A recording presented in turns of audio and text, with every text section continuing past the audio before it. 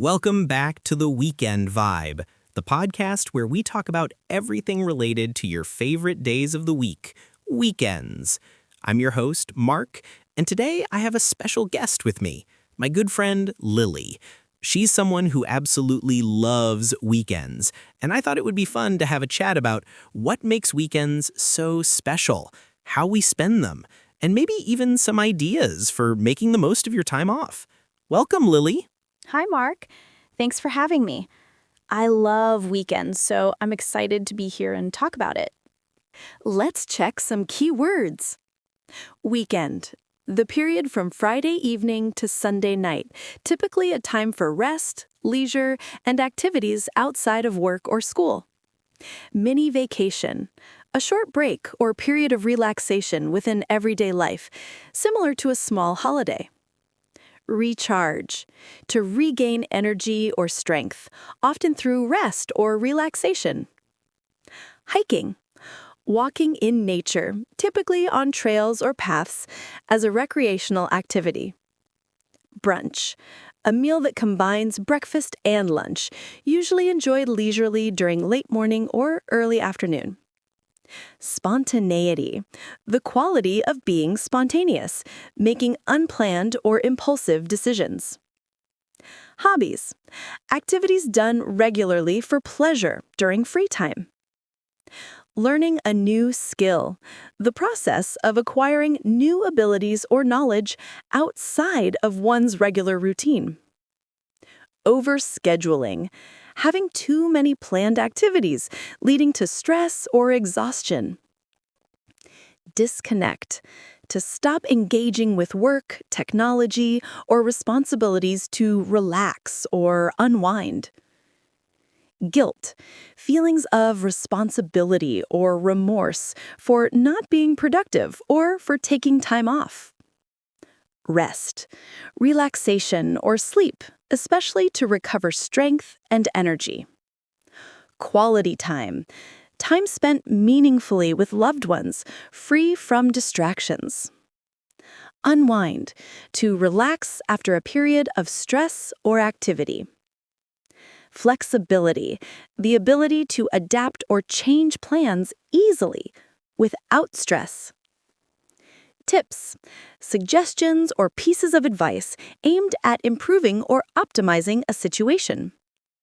Enjoyable, giving pleasure or delight, fun and satisfying.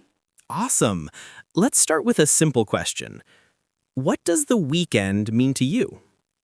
For me, the weekend is like a mini vacation every week. It's when I get to relax after a busy week, catch up with friends, or just do things I enjoy.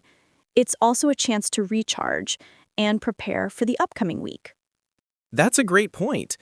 I think a lot of people see weekends as a break from work or school, but it's also a time to do things you love. Do you have a favorite weekend activity? Absolutely.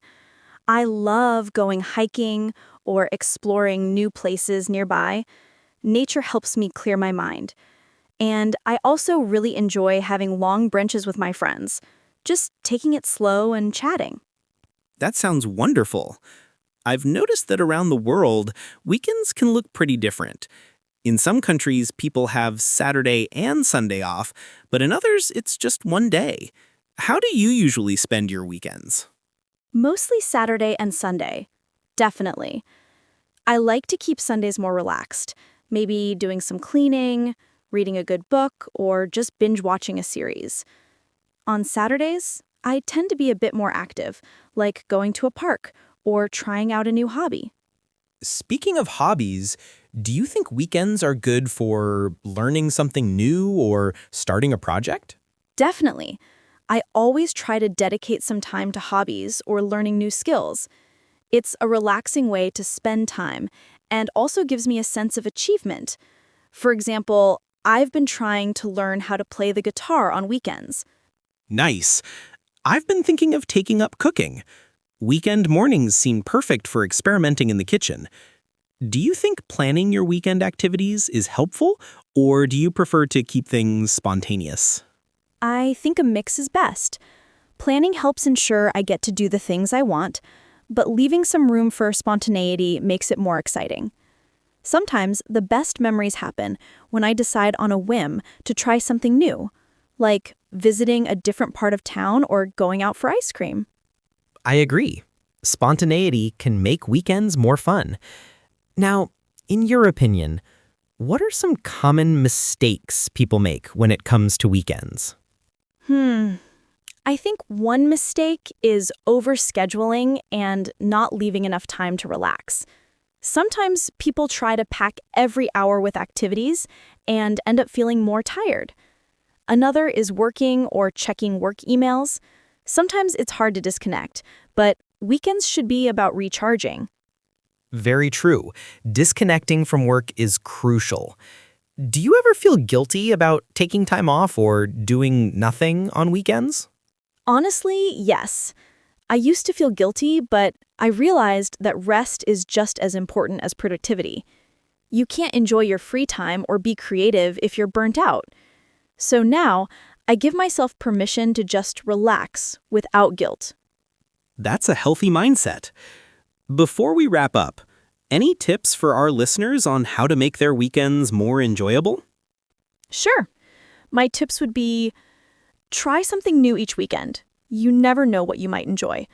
Spend quality time with friends or family. Make sure you carve out some time for yourself, whether it's resting, meditating, or a hobby.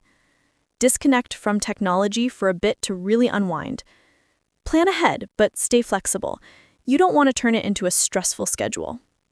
Great advice, Lily. Thanks so much for joining me today and sharing your thoughts.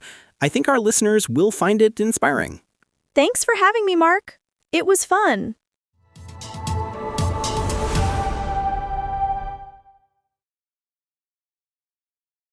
Hello, everyone. I'm Robert. Welcome to our podcast. Today, we're sharing 6 practical tips to help you improve your English skills. Whether you're just starting or trying to get more fluent, these tips should really help. Ready, Sarah? Absolutely. Improving your English takes dedication, but with the right methods, you can make steady progress. Okay, let's check some key words. 1. Practice. To do an activity repeatedly to improve your skill or knowledge. 2. Consistency. The quality of always behaving or happening in a similar way, especially regularly over time. 3. Exposure.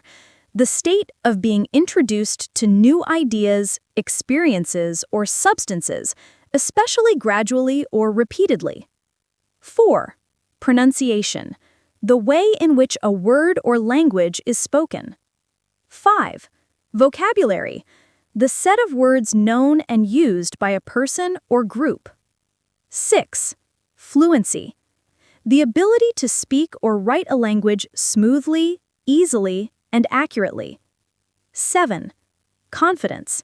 A belief in one's own abilities or qualities. 8. Grammar. The systems and rules that govern the structure of sentences in a language. 9. Natural.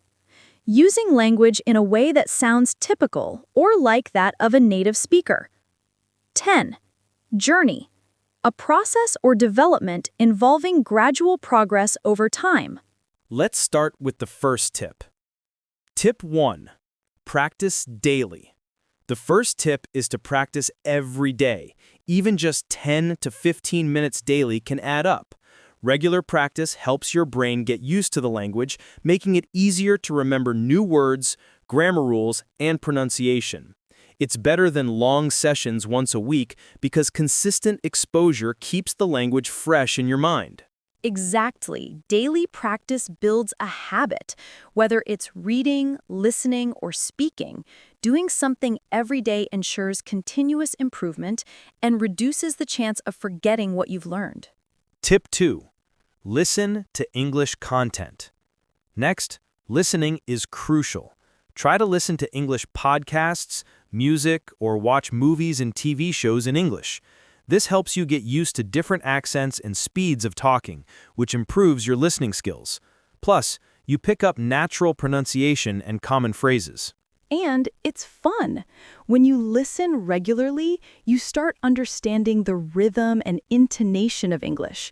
You also learn how native speakers connect words, which can improve your own speaking skills. Tip 3. Speak as much as possible. The third tip is speaking. Don't be afraid to practice speaking, even if you make mistakes. Speaking regularly, whether with friends, tutors, or language exchange partners, helps you become more confident and fluent. Yes, when you speak, you practice applying vocabulary and grammar. Speaking also helps you become more comfortable with pronunciation. Try repeating after native speakers or talking to yourself if no one is around. It's a great way to boost your confidence. Tip 4. Read extensively. Reading is our fourth tip. Reading books, articles, or even social media posts in English exposes you to new vocabulary and different sentence structures. And when you encounter new words, write them down and look up their meanings. Try to use these words in your own sentences later. Reading also improves your understanding of grammar contextually, making language use more natural. Tip 5. Write regularly. The fifth tip is writing. Keep a journal, write essays, or even social media posts in English. Writing helps you practice grammar and vocabulary actively, making it easier to remember and use correctly. Plus, it's a great way to organize your thoughts in English. The more you write, the more comfortable you'll become with constructing sentences and expressing ideas clearly. Tip 6. Be patient and persistent. The last tip is to stay patient and persistent. Language learning is a journey that takes time, and you shouldn't get discouraged by mistakes or slow progress. Exactly. Celebrate small achievements and keep practicing. With consistent effort and a positive attitude, your English will improve gradually. Remember, persistence is key. That wraps up our 6 tips for improving English. Thanks for listening, everyone. Keep practicing and stay motivated. Thanks for joining us. Don't forget to subscribe, like, and drop your thought in the comment. See you next time.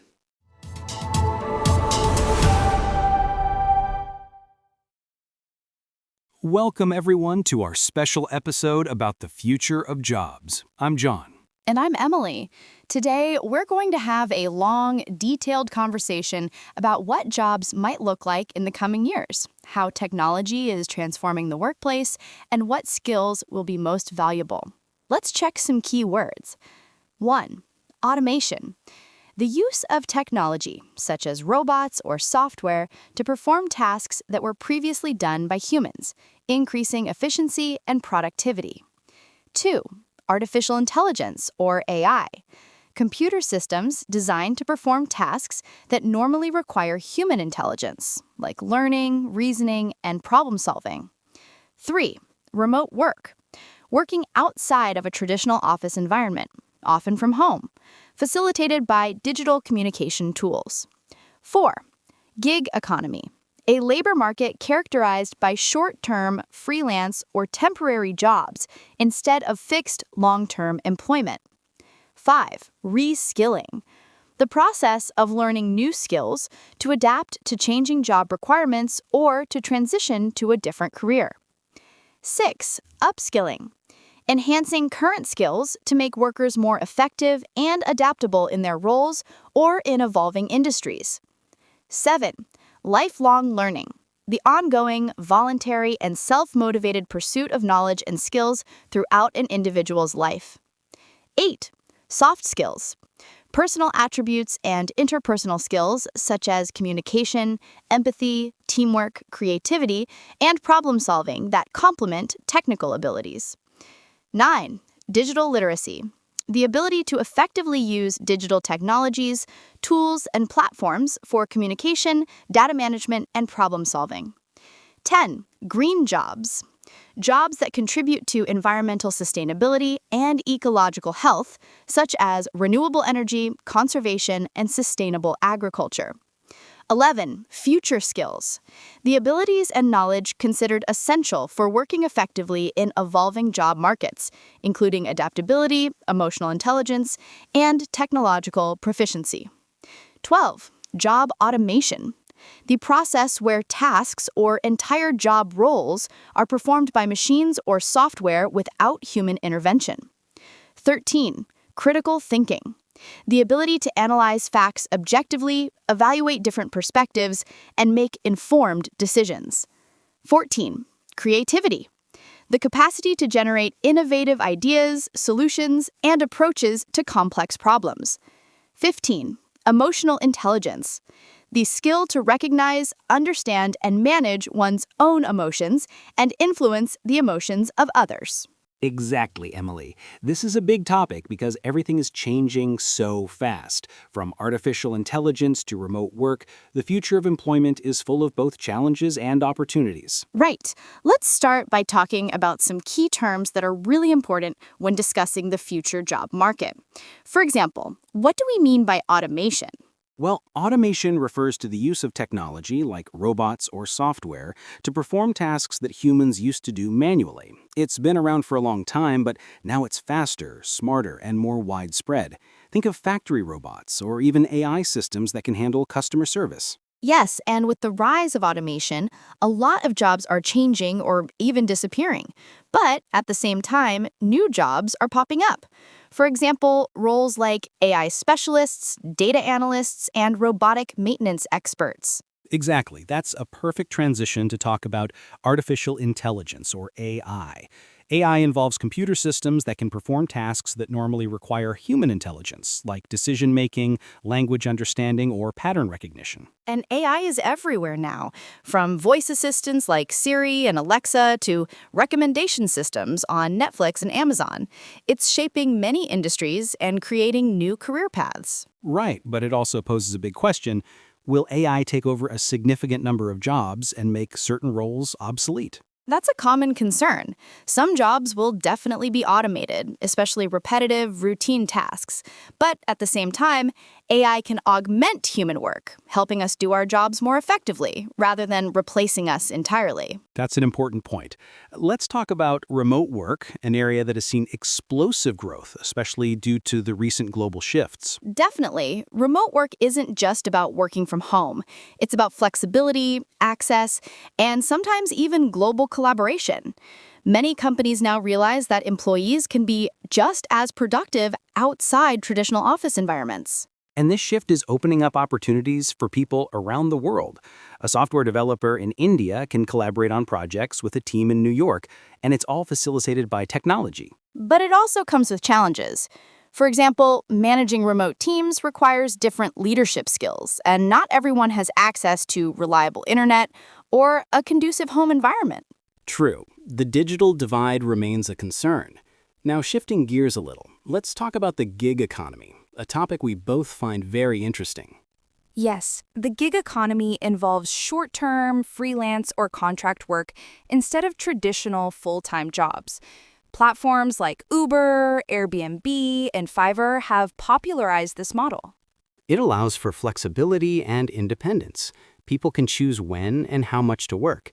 But it also means less job security, fewer benefits, and sometimes unpredictable income. Right. So in the future, people might rely more on gig work, but they'll also need to develop a versatile skill set and manage their finances carefully. That leads us to the importance of reskilling and upskilling. As job requirements change, continuously learning new skills becomes essential. Absolutely. Reskilling means acquiring new abilities for new roles. For example, a cashier today might need to learn digital literacy and coding to transition into tech-related jobs. And lifelong learning is definitely the way forward. The skills that are in demand today might not be relevant in 5 or 10 years, so staying adaptable is key. It also raises questions about education systems.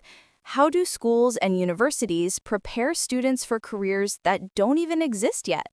That's a big challenge, but I believe fostering critical thinking, creativity, and learning how to learn will be more important than rote memorization. Exactly. Also, soft skills like communication, emotional intelligence, teamwork, and adaptability will become even more valuable as technical skills are increasingly automated. Let's not forget about green jobs. Sustainability is becoming a crucial focus, and the demand for careers in renewable energy, conservation, and sustainable agriculture is growing fast. Yes, and those jobs not only help the environment, but also offer long-term career stability. As governments and companies commit to sustainability goals, green jobs will become a major part of the economy. Think careers in solar and wind energy, electric vehicle manufacturing, sustainable architecture, and environmental science. That's true, and interestingly, many of these green jobs will require specialized skills, like understanding renewable energy systems, environmental regulations, and sustainable design that will need to be learned and updated constantly. It's also worth mentioning that the future job market might be more decentralized. With technology enabling more remote work and gig opportunities, we could see a shift toward more local and community-based jobs too. Right, and that can strengthen local economies, fostering closer relationships with workers in their communities. But a potential downside is inequality. What happens if access to technology and training isn't equal? Ensuring equitable access is essential.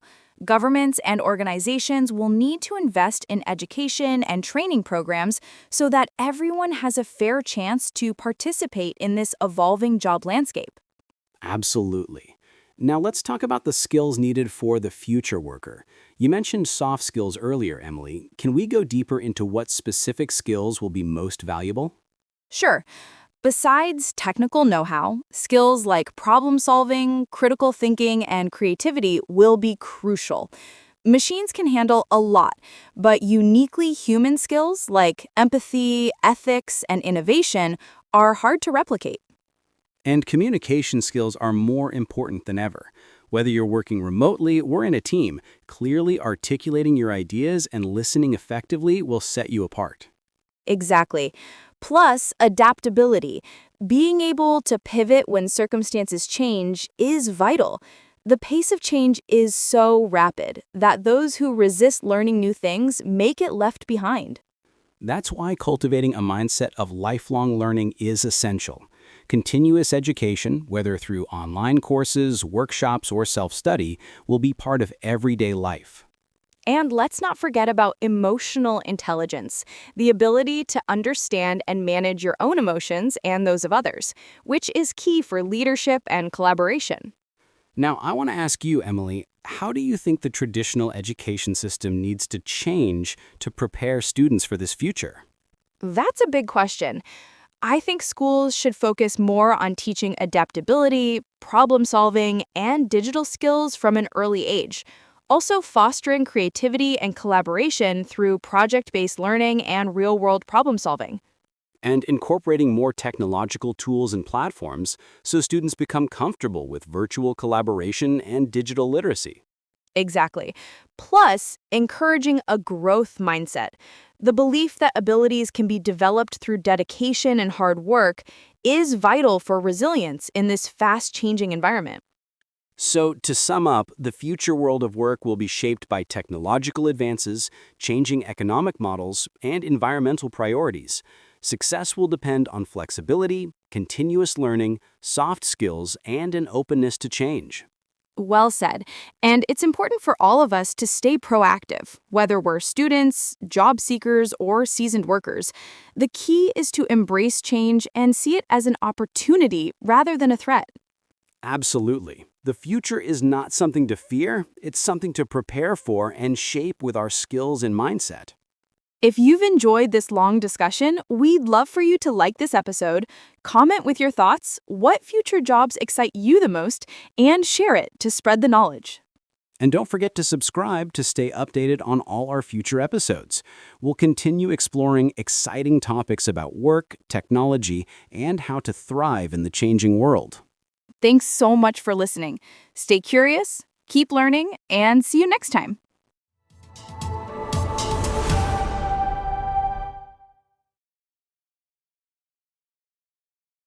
Hello, everyone. My name is John. Welcome to our podcast. Today, we talk about technology. I am Mary. Yes, technology is all around us. It helps us every day. But technology also has some problems. That's right. Today, we will talk about the good and bad things about technology. Let's start. Let's check some key words and definitions. Technology. Tools and machines that help us do things easier and faster. Tools. Objects used to do work or a task. Machines. Devices with moving parts that do work. Smartphones. Mobile phones with many functions like internet, camera, etc. Internet. A global computer network to share information. Medical tools. Devices used in hospitals to help sick people. Hacking. Secretly accessing computers to steal or damage information. Fake news. False or wrong information shared as if it were true. Pollution. Harmful substances. First, what is technology? Technology is tools and machines. It helps us do things faster and easier. Like phones, computers, cars, and robots. Technology is new and changes all the time. It can be very useful, but it can also cause problems. Okay, let's talk about the good parts of technology. Yes. First, technology helps us talk to people. We can call or send messages to friends. That makes staying in touch easy. And we can learn new things. Yes, online, we have information about everything. Also, technology helps us do work. Like computers in offices. They make work faster. And technology helps us stay healthy. With medical tools and machines. For example, hospitals use MRI scanners. Technology saves lives. It also helps us have fun. Games, movies, music. All on technology. Many good things come from technology. Now, let's talk about the problems. Yes, sometimes technology can be bad. One problem is that it can make people lonely. We spend too much time on phones and computers, and this can make us less social. Another problem is that technology can be dangerous. Like hacking or stealing information. Yes. Also, some fake news spreads on social media. This can cause confusion and fear. And technology can be expensive. Not everyone can buy the newest tools. Sometimes machines or robots take jobs. So people lose their work. And that is a big problem. Finally, technology can harm the environment. Making devices and energy use pollutes the earth. We must be careful. What can we do? We need to use technology wisely. Yes, we should enjoy its good parts. And we should be careful with the bad parts. We can take breaks from screens. And protect our information. It's important to learn how to use technology well. That way, we can have a good life. Thank you for listening. We hope you understand technology better. It helps us a lot, but it has some risks. So use it wisely. And stay safe. Goodbye. Goodbye. Welcome to Wild World, the podcast where we explore the fascinating world of animals. I'm your host, Sarah. And I'm Mark. Today, we're diving into the incredible diversity of animals, their habitats, behaviors, and the vital role they play in our planet's ecosystem. That's right, Mark. Before going to the topic, let's check some key words and definitions. Biodiversity. The variety of plant and animal life in a particular habitat or on Earth as a whole. Habitat. The natural environment where an organism lives, grows, and thrives. Adaptation. A trait that improves an animal's ability to survive and reproduce in its environment. Migration. The seasonal movement of animals from one region to another for breeding or feeding. Camouflage. The concealment of an animal's appearance to blend into its surroundings and avoid predators. Endangered species. Species at risk of extinction due to habitat loss, poaching, or other threats. Conservation. The protection and preservation of natural environments and wildlife. Pollination. The transfer of pollen from male to female parts of a plant, often facilitated by animals like bees. Ecosystem. A community of interacting organisms and their physical environment. Nocturnal. Active during the night and resting during the day. Okay, let's start the podcast. Animals are everywhere. From the deepest oceans to the highest mountains, there are over 1 million known species, and scientists believe there could be millions more waiting to be discovered. Absolutely. For example, let's start with some of the most iconic animals, like elephants. These gentle giants are the largest land animals and are known for their intelligence, social bonds, and long trunks. Elephants live in Africa and Asia. African elephants are a bit larger and have bigger ears that resemble the shape of the continent. Their trunks are incredibly versatile. They use them for drinking, breathing, and even social communication. Speaking of social animals, bees are another fascinating species. Though tiny, they play a huge role in pollination, which is crucial for plant reproduction and food production. Bees live in colonies, with a queen, female workers, and a few males called drones. Their teamwork is amazing. They communicate through a series of dances to share information about food sources. Moving from insects to marine life, let's talk about dolphins. They are known for their intelligence, playful behavior, and complex communication skills.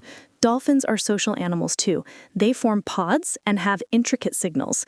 Scientists have observed them using tools like covering their snouts with sponges to forage on the ocean floor. On land, we have animals like lions. Known as the king of the jungle, lions live in prides that work together to hunt and protect their territory. Lions are social predators. Their hunting techniques involve teamwork and strategic coordination. Female lions usually do most of the hunting, while males defend the pride. And let's not forget about birds, specifically the majestic bald eagle. They symbolize freedom in many cultures and are excellent hunters with keen eyesight. Eagles build large nests called eyries, high in trees or cliffs. Their diet mainly includes fish, which they snatch from the water with their sharp talons. Beyond individual species, it's interesting to look at different habitats. For example, rainforest animals like jaguars, toucans, and poison dart frogs thrive in dense, lush environments. Rainforests are incredibly diverse, hosting more than half of all known species. They're vital for maintaining Earth's climate and oxygen levels. Contrast that with the Arctic animals like polar bears, which are specially adapted to survive in icy conditions. They have thick fur and fat layers for insulation. Polar bears are excellent swimmers, too. They can cover miles in search of seals, their main food source. Sadly, climate change is threatening their habitat. That's a good point. Climate change affects many species worldwide, disrupting migration patterns, breeding habits, and even leading to extinction for some. Which brings us to the importance of conservation. It's up to us to protect these animals and their habitats through awareness and action. Exactly.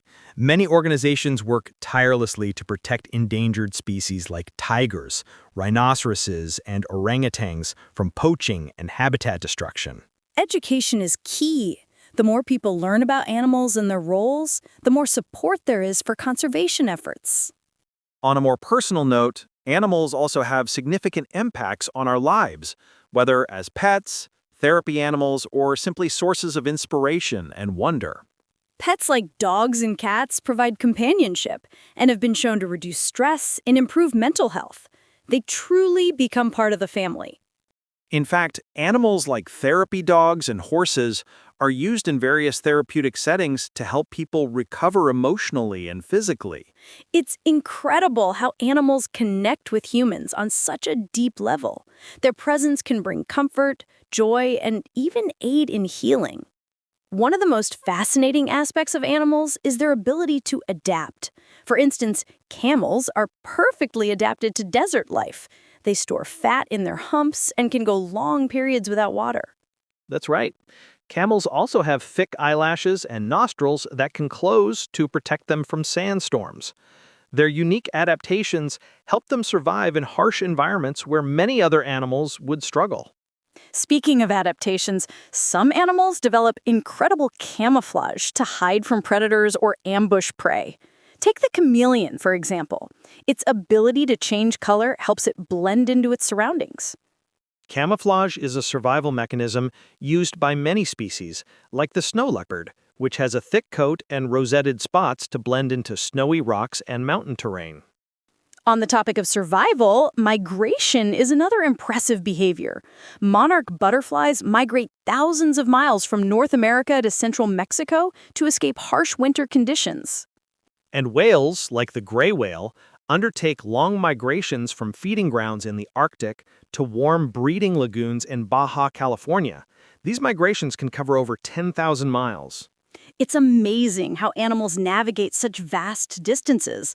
Scientists believe they use a combination of landmarks, celestial cues, and the Earth's magnetic field. Absolutely. Navigation and migration are just a few examples of the incredible instincts animals possess. But many species face threats today that jeopardize their survival. Habitat destruction due to deforestation, urbanization, pollution, and climate change is taking a toll on countless animals. It's a crisis we can't ignore. That's why conservation efforts are more important than ever. Initiatives like protected wildlife reserves, anti-poaching laws, and breeding programs are vital to safeguarding endangered species. For instance, the successful breeding program for giant pandas in China has helped increase their population and restore their habitats. Another example is the conservation of the black rhinoceros, which was on the brink of extinction due to poaching for its horn. International efforts have helped stabilize some populations. Education plays a crucial role here. When people understand the importance of biodiversity, they're more likely to support conservation policies and sustainable practices. Definitely. And technology is also making a difference. Drone surveillance, camera traps, and genetic studies are helping scientists monitor and protect wildlife more effectively. Moving from conservation to more extraordinary animal facts, did you know octopuses have 3 hearts and blue blood? Their blood contains copper-based hemocyanin, which helps them survive in deep, cold waters. That's a mind-boggling adaptation. Plus, octopuses are incredibly intelligent.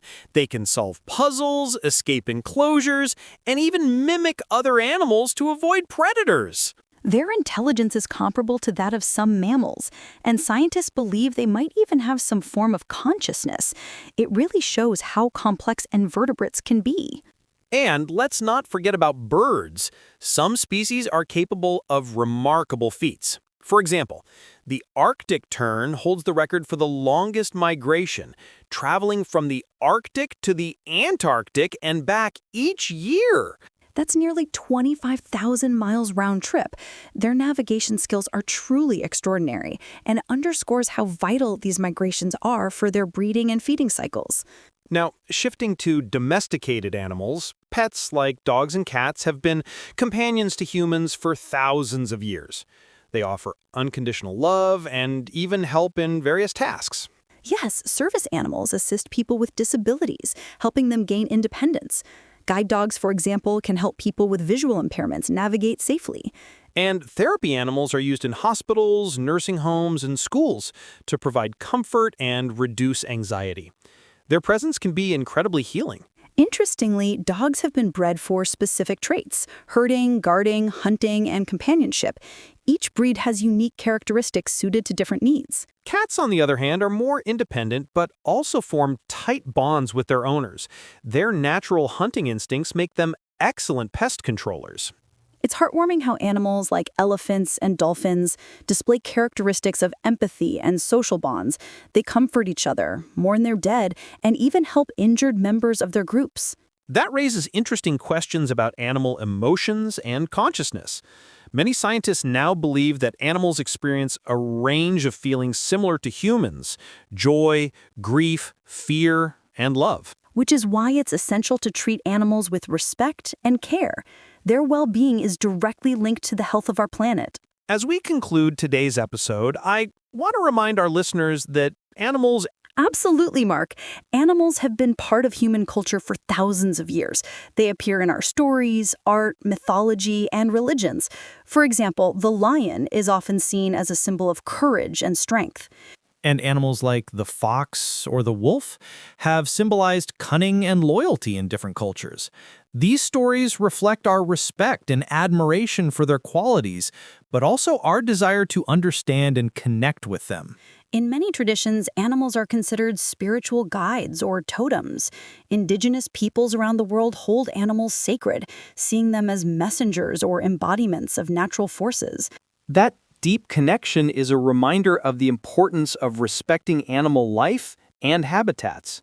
Our ancestors understood that humans are part of the natural world, not separate from it. Today, many people participate in wildlife conservation programs, whether by volunteering, donating, or advocating for policies that protect animals and their environments.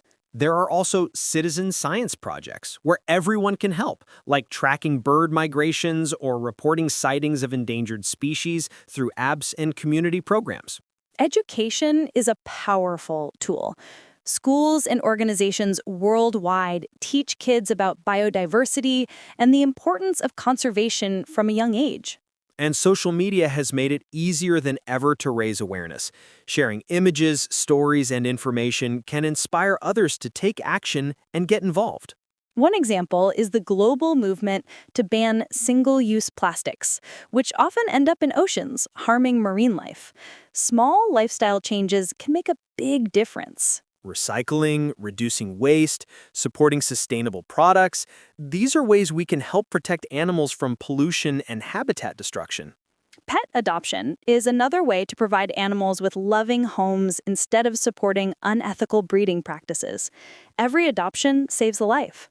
And supporting organizations that rescue and rehabilitate wildlife can help species recover from the brink of extinction.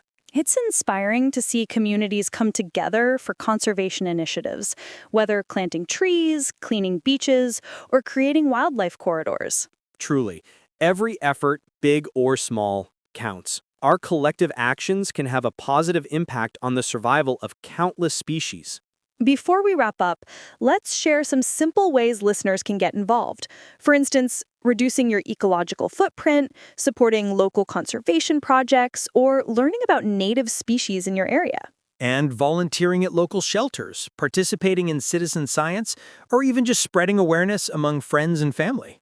Remember, protecting animals isn't just a duty, it's also about ensuring a healthier planet for ourselves and future generations. Well said, Sarah. Thank you all for tuning in to Wild World. We hope today's episode inspired you to look at animals through a new lens and take action whenever possible. Stay curious, stay compassionate, and remember, every animal is a vital thread in the beautiful fabric of life on Earth. Until next time, keep exploring and appreciating the incredible creatures that share our world. Goodbye. Goodbye, everyone.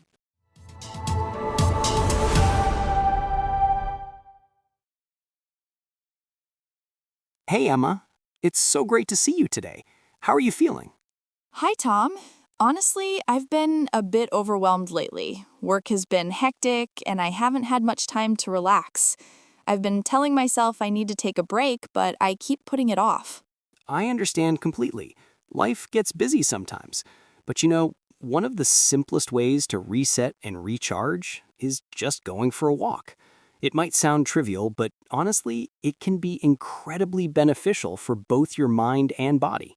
Yeah, I've heard that too. I mean, it sounds so simple, just walking, but maybe that's why it's underrated. It doesn't require any special equipment or a lot of time, but I wonder, how effective is walking really? It's surprisingly effective. Regular walking can lower stress levels, improve your mood, increase your energy, and even help with sleep. Plus, it's good for your cardiovascular health and helps keep you active. The best part is, it's accessible to almost everyone. That's true. I used to go for walks every evening when I was in college. I remember feeling so relaxed afterward, and it helped clear my head after a busy day of classes and studying. But then I got caught up in work and just stopped. Life has a way of pulling us in different directions, but honestly, making time for walking isn't difficult if we see it more than just exercise. It's a mental health break, a moment for self-reflection, or even a chance to connect with nature. That's a good way to look at it. Sometimes I just feel guilty about taking time for myself, like I should always be working or being productive. But I know deep down that we need downtime to function better. Exactly. And walking is one of the easiest ways to incorporate that downtime into your life. Plus, it's a win-win. You get some exercise, fresh air, and mental clarity all at once. You know, I've never thought about walking as a form of meditation until you mentioned it. Do you really do that? Walk mindfully? Yes, I do. Mindful walking is a practice where you focus on your breathing, the sensation of your feet touching the ground, the sounds around you, the feel of the breeze, basically staying fully present. It's like moving meditation. That sounds wonderful. I think I could use that. I tend to get stuck in my thoughts, especially worries about deadlines or future plans. Walking mindfully could help me slow down and enjoy the moment. Absolutely. It helps you anchor in the present instead of constantly dwelling on what's next or what went wrong. Plus, it's a gentle way to practice mindfulness without sitting cross-legged for hours. Do you think it's better to walk alone or with someone? Well, it depends on what you're looking for. Walking alone can be a perfect time for reflection, solitude, or just listening to your thoughts or music.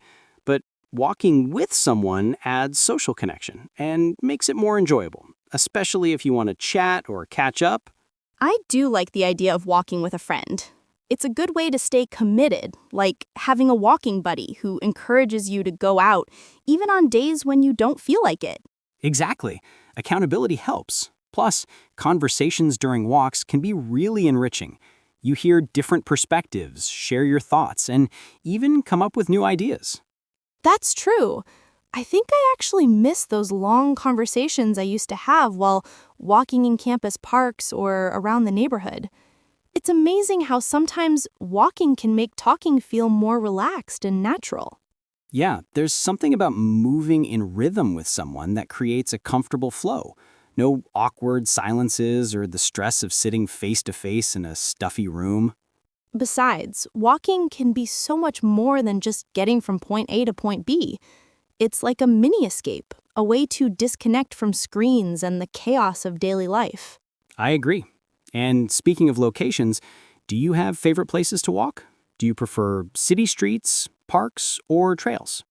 I love parks, especially botanical gardens. They're full of flowers, trees, and quiet spots. It's like walking through a living painting. But I also enjoy walking in the city. Sometimes I just stroll through busy streets and watch everything around me. It's surprisingly energizing. That's a great point. Urban walks can be invigorating because they're full of life. The noise, the crowds, the street performers, even the scent of food from nearby cafes. It's a different kind of experience from nature, but equally valuable. Absolutely. And I've noticed that sometimes even just walking in my neighborhood can help me clear my mind if I don't have time to go somewhere farther away. That's the beauty of walking. It's flexible and adaptable. You don't need a special destination. Even a quick walk around the block can do wonders if you're feeling stressed or stuck. I agree. Especially during bad weather, I've started walking in a mall or inside a large indoor space. It's not quite the same, but it still helps me get moving and break the cycle of sitting at my desk for hours. That's a smart trick. Indoor malls or large hallways can serve as a good alternative when outdoors isn't an option. It's about keeping that movement, that rhythm going. Do you think that making walking a daily habit can really change how we feel overall? Definitely.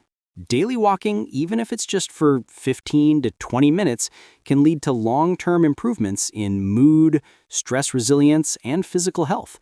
It's like giving your body and mind a daily tune-up. I need to start doing that again.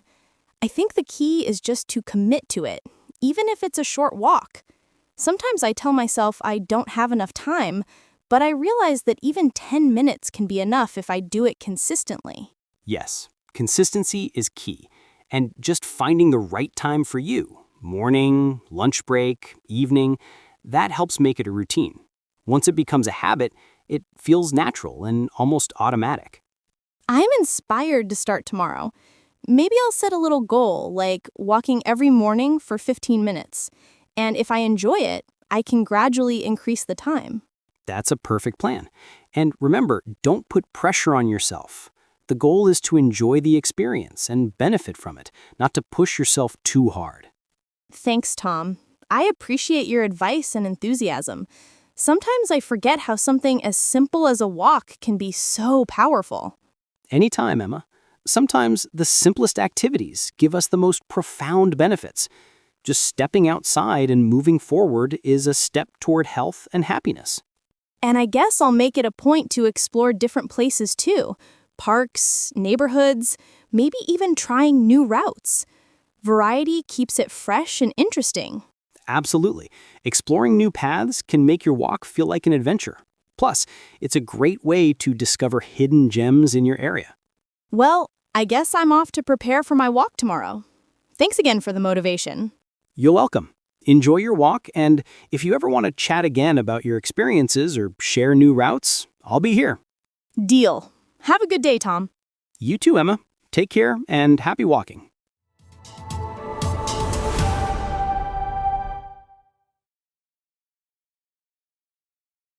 Welcome back to Headline Hustle, the podcast that dives deeper than the sound bites and tries to figure out what's really going on. I'm your host, Mark. And I'm Sarah.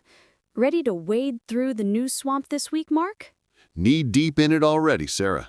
It feels like every day there's a new headline screaming for attention. Where do we even start? Well, the thing that's been dominating my feed, and probably everyone else's, is this whole situation with the insert hypothetical major geopolitical event, e.g., lunar mining rights dispute between US and China, escalating. It's just wow. Tell me about it. I saw a headline this morning. I think it was lunar land grab, and I practically choked on my coffee. Is it really coming to that? Are we about to have a space war over rocks? It sounds absurd when you put it like that, but realistically, it's about resources, right? Helium-3, rare earth minerals. The moon is basically the next frontier, and the legal framework is murky, to say the least. Murky is an understatement. I was reading this article that was basically breaking down the 1967 Outer Space Treaty, and it's full of loopholes you could fly a rocket through. It basically says nobody can own the moon, but it doesn't really say what you can do. Exactly. And that's where the ambiguity kicks in. Everyone's interpreting it differently. The US is talking about commercial exploitation, China is emphasizing peaceful exploration, and you just know Russia has some kind of, let's say, unique interpretation. Oh, without a doubt. I saw a meme the other day that was just Putin looking smug with the caption, "Finders keepers, losers weepers on the moon." Accurate. But seriously, the implications of this are huge. It's not just about who gets to mine what. It's about power, influence, and setting precedents for future space activity. And potentially triggering a new Cold War, but this time with rockets. Precisely. And it's not like we don't have enough going on down here on Earth, right? Speaking of which, have you been following the insert hypothetical major environmental news story, e.g., the collapse of a major Antarctic ice shelf? Don't even get me started. I saw some images coming out of that area, and it's terrifying. It looks like a glacier the size of Delaware just vanished. Bigger than Delaware, actually. I think it was closer to Rhode Island. But yeah, the scale of it is just mind-boggling, and the scientists are saying it was way ahead of schedule. That's the part that really freaks me out. It's not just that it's happening, it's how fast it's happening. All those climate models suddenly seem optimistic. Right? It's like we've been given these projections for years, and we're already blowing past them. what does that say about the future? Are we even prepared for the consequences? Honestly, I don't think we are. We're still arguing about whether climate change is even real while entire ice shelves are disintegrating. It's like arguing about the Titanic's deck chairs while the ship is sinking. Harsh, but true. And it's not just about sea levels rising. It's about disrupted weather patterns, food shortages, mass migrations. The cascading effects are just terrifying to contemplate. It's almost paralyzing, honestly. Sometimes I just want to bury my head in the sand and pretend it's not happening. I get that, but that's not an option, is it? We have to face it, talk about it, and try to find solutions, even if it feels like a drop in the bucket. Easier said than done, though. What can one person realistically do? Well, there's the usual stuff: reducing your carbon footprint, supporting sustainable businesses, voting for politicians who take climate change seriously. But I think the most important thing is to keep talking about it, to raise awareness and pressure our leaders to take action. So basically keep the doom and gloom headlines circulating. Well, not just doom and gloom. We also need to highlight the positive stories, the innovations, the people who are working on solutions. Otherwise, everyone just gives up. Fair point. Speaking of which, have you seen the news about the insert hypothetical positive news story, e.g. breakthrough in carbon capture technology? It's a small glimmer of hope, at least. Oh, yeah. I was reading about that. Apparently, they've developed this new material that can absorb carbon dioxide directly from the air, and it's way more efficient than anything we've had before. I know, right? It's still in the early stages, but the potential is huge. Imagine if we could deploy these things on a large scale and actually start reversing the effects of climate change. It's a long shot, but it's a shot worth taking. And that's what gives me hope, the ingenuity of humanity. We're capable of amazing things when we put our minds to it. Absolutely. We just need to get our act together and focus on the right priorities, which unfortunately brings me back to the lunar land grab. I know, right? It's hard to stay optimistic when you see governments squabbling over moon rocks while the planet is burning. Maybe we should just send all the politicians to the moon and let them fight it out up there. Now that's a headline I'd like to see. World leaders exiled to lunar penal colony. I'd subscribe to that newspaper. But in the meantime, we're stuck with the reality we have. What else is bubbling up in the news cycle? Anything a little less, apocalyptic? Well, there's the ongoing saga of insert hypothetical celebrity drama, e.g., the divorce of two major tech billionaires. It's pure tabloid fodder, but it's hard to look away. Oh, you mean the billionaire debacle?